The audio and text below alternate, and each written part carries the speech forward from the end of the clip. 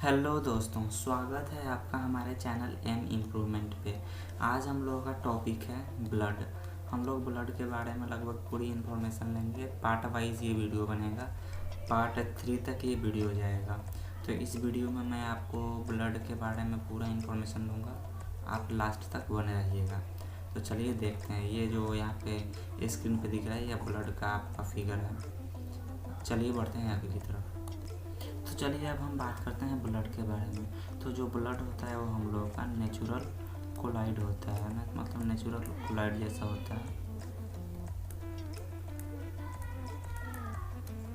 अब natural collide मतलब आप समझ लीजिए सही कोलाइड होता है कि वो जैसे दूध हो गया, दूध को अगर हम लोग चाय छन्नी के थ्रू छानते हैं तो उसमें जो ऊपर जैसे हम लोग उसे अपने भाषा में मलाई बोलते हैं वो रह जाता है, वैसे ही होता है आपका कोलाइड। ब्लड भी जो होता है वो पूरी तरह आपका लिक्विड नहीं होता, उसमें कुछ हार्ड पार्ट भी होती है, इसलिए उस ब्लड को बोलते हैं वो एक नेचुरल कोलाइड भी होता है। अगर हम फिर बात करें तो ब्लड को हम लोग कनेक्टिव टिश्यू भी बोलते हैं, इसलिए तो यह हमारे शरीर को पूरी तरह से जोड़ कर रखता है, इसलिए हम लोग इसे कनेक्टिव टिश्यू बोलते हैं। ये हमारे पूरे बॉडी को क्या करता है, कनेक्ट करके रखता है एक दूसरे से ब्लड। अगला अगर हम बात करें कि ब्लड का पीएच कितना होता है, तो ब्लड का पीएच आपका 7.4 होता है। आप लोग को ये मालूम होगा कि अगर किसी भी मतलब वस्तु का पीएच 7 से नीचे हो जाता है तो वह अम्ल हो जाता है, 7 होता है तो वह न्यूट्रल होता है, उदासीन होता है, और 7 से ऊपर होता है तो वह क्षारीय हो जाता है, बेस हो जाता है। तो उसी तरह ये आपका ब्लड क्या होता है, एल्केलाइन होता है। आप इसके नोट्स की चिंता मत करिएगा, नोट्स मैं डिस्क्रिप्शन में इसका लिंक दे दूँगा, आप वहाँ से जाके इसका नोट्स ले सकते हैं। अब समझते हैं कि एक मतलब हेल्दी पर्सन में आपका ब्लड होता कितना है। तो अगर मैं मेल की बात करूं तो आपके मेल में अगर वो हेल्दी है तो लगभग 5.5 लीटर मतलब ब्लड उसके अंदर होगा, मेल है तब। अगर फीमेल की बात करूं तो फीमेल में आपका 5 लीटर ब्लड लगभग होता है। अब क्यों, मतलब मेल में ज़्यादा ब्लड होता ही है ना, अब ये कोई लॉजिक नहीं है कि वो खून चूसती है इसलिए मेल में ज़्यादा होता है फीमेल में कम होता है, ऐसी कोई बात नहीं है, मेल में ब्लड ज़्यादा होता है आधा लीटर। अब बढ़ते हैं आगे की तरफ। अगर और बात करूं तो ये ब्लड बनता कैसे है, तो आप लोग जैसे हम लोग एडल्ट पर्सन हो गए तो एडल्ट पर्सन में आपका जैसे बोन मैरो में बनता है ब्लड। बोन मैरो मतलब समझते हैं जैसे कि आप लोग अगर चिकन खाते होंगे तो लेग पीस जैसे हड्डी होता है, अगर हड्डी को तोड़िएगा ना तो नीचे बीच में उसके कुछ रुखरा रुखरा जैसा होता है, उसी को बोन मैरो बोलते हैं। हम उसका फिगर आपको दिखाते हैं, देखिए यहाँ पे आप देखिए, जब इस बोन को आपको ये तोड़ा गया है बीच में से तो ये जो भाग होता है वो आपका बोन मैरो होता है। किसी भी एडल्ट पर्सन में ये जो ब्लड का निर्माण होता है वो कहाँ से होता है, बोन मैरो में से होता है। अगर मैं बात करूँ जो एडल्ट नहीं, जैसे कि अगर कोई बच्चा है तो जैसे कोई लड़का है, भ्रूण है, वो पेट में है, अभी तक जन्मा नहीं है, तो उसका ब्लड का निर्माण कहाँ होगा, तो उसका ब्लड का निर्माण आपका होता है लीवर में। समझ गए। मैं बात करूँ किसी एडल्ट पर्सन की, एडल्ट पर्सन में होगा आपका बोन मैरो में। अगर मान लीजिए किसी में भ्रूण की बात करूँ एम्ब्रॉयड, तो कहाँ होगा, लीवर में आपका ब्लड का निर्माण होगा। अब चलिए समझते हैं ब्लड को, और इसका ये सब इसका बेसिक नॉलेज है, मैं आपको इसका भी बेसिक नॉलेज बता देता हूँ, इसको और पूरी डिटेल्स में आगे की तरफ समझेंगे। अब आप यूँ समझिए कि ब्लड हमारा जो होता है वो स्टोर कहाँ होता है, और कहाँ ब्लड जो स्टोर होता है, जैसे कि आपने स्प्लीन का नाम सुना होगा, डाइजेस्टिव सिस्टम जब आप लोग पढ़ रहे होंगे तो वहाँ पे आप लोगों ने नाम सुना होगा कि इसका स्प्लीन का स्टोर कहाँ होता है, स्प्लीन में। ये लगभग हमारे पेट के कुछ ऊपर साइड में होता है, स्प्लीन में ये जाके स्टोर होता है। मैं उसका फिगर अभी आप लोगों को नहीं दिखा सकता, फिर भी दिखा रहा हूँ, 1 मिनट आप वेट करिए। हाँ तो देखिए ये जो आपको दिख रहा है वो स्प्लीन का फिगर है, आपको डाइजेस्टिव सिस्टम में आपको पढ़ने को मिलेगा। यह स्टोमक के बगल में ही होता है, यहीं पे आपका ब्लड जो स्टोर होता है स्प्लीन में ही।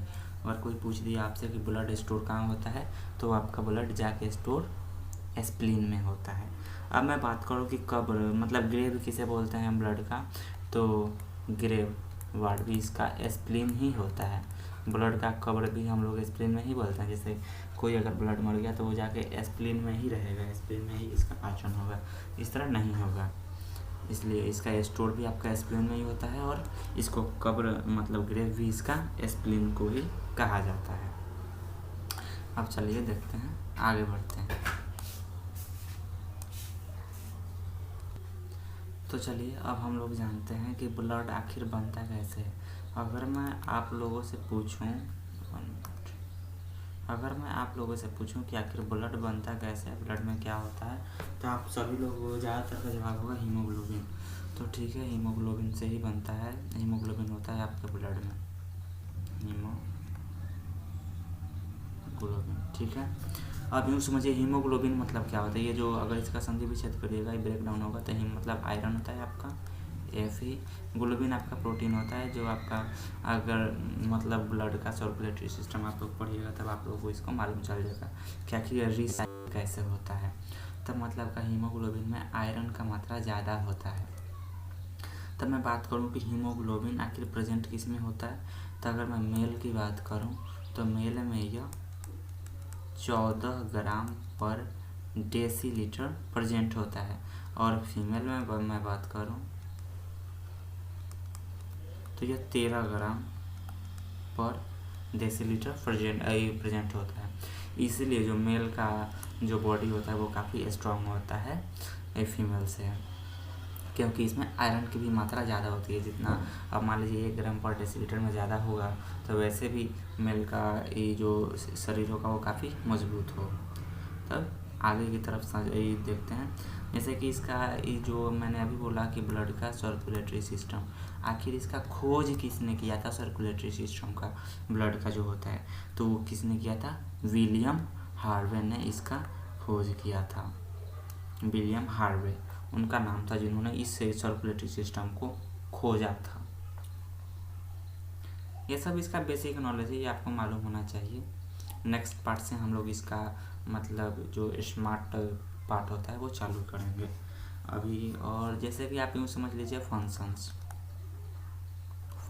ऑफ ब्लड, आखिर ये काम क्या क्या करता है ब्लड। तो मैं आपसे बोलूँ तो ये 1 नंबर क्या करता है, कंट्रोल टेम्परेचर। ये टेम्परेचर को कंट्रोल करता है। जैसे ब्लड होता है वो हम लोगों को वातावरण के अनुसार टेम्परेचर को वो कंट्रोल करके रखता है। जैसे कि हम लोग ज़्यादातर ठंडी में है तो ब्लड वो हम लोग को टेम्परेचर जो बाहरी टेम्परेचर है उसको कंट्रोल करके रखता है आंतरिक टेम्परेचर से।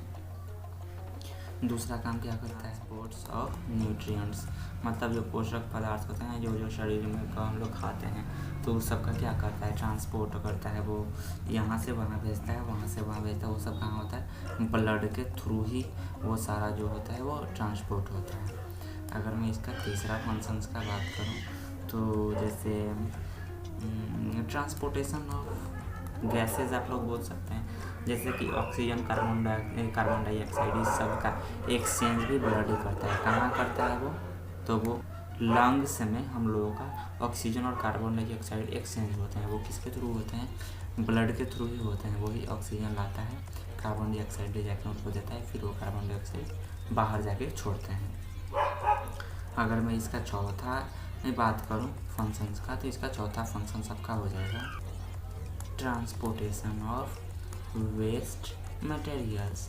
जितना भी हम लोगों का वेस्ट मटेरियल्स होता है वो सब का ट्रांसपोर्टेशन कौन करता है, ब्लड ही करता है। जितना भी वेस्ट मटेरियल्स होता है एज लाइक जैसे हमने खाया जो पचना होता है पच गया, जो एब्जॉर्बन आता है हो गया, जो बचा उससे ट्रांसपोर्ट कौन करता है, ब्लड करता है। तो अभी तक हम लोगों ने जितना पढ़ा वो सब क्या था, ब्लड का बेसिक नॉलेज ऑफ ब्लड था।